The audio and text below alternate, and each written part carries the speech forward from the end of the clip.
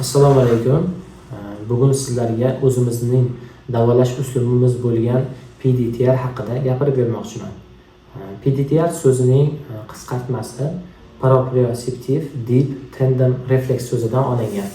Ya'ni o'zbekchaga tarjima qilsak, chuqur pay reflekslari orqali davolash usuli.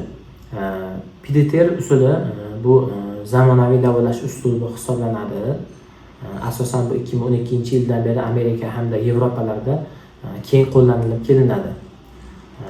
PDTR usulini ko'p qirrali jihati shundaki, u o'z ichiga kinezologiya, ya'ni zamonaviy kinezologiya, osteopatiya, manual terapiya hamda Xitoy tabobatining asosiy tamoyillarini o'z ichiga olib davolaydi.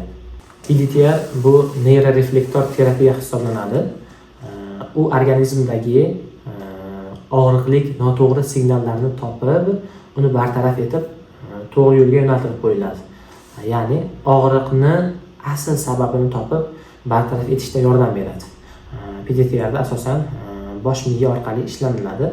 Ma'lumki, bizning tanamizdagi og'riqlar albatta bosh miya orqali sezilinadi. Biz o'sha og'riqning asl sababini topib, bosh miyadan tiklab, to'g'ri yo'lga yo'naltirib qo'yamiz. Og'riq bartaraf etiladi. PDTR usuli qanday kasalliklarni davolaydi? Asosan ruhiyatga bog'liq kasalliklar, asab tizimidagi kasalliklar, masalan, vahima, qo'rquv, nevrozlar, stressdan keyingi holatlar, turli xil og'riqlar, masalan, bosh og'riqlari, bo'yin og'riqlari, beldagi og'riqlar, xususan mana hozirgi paytda grijalar yoki artrozlar, tizzadagi, oyoq, qo'ldagi og'riqlar, sportdagi jarohatlar hamda ichki a'zolardagi muammolarda ham samarali yechim bo'ladi. PDTR usuli O'zbekistonda hali yangilik. Biz birinchilardan bo'lib bu usulni qo'llab insonlarga foydamiz tegyapti.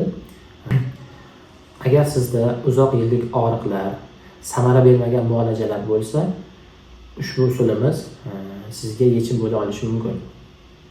PDTR usuli og'riqsiz hayotning kaliti.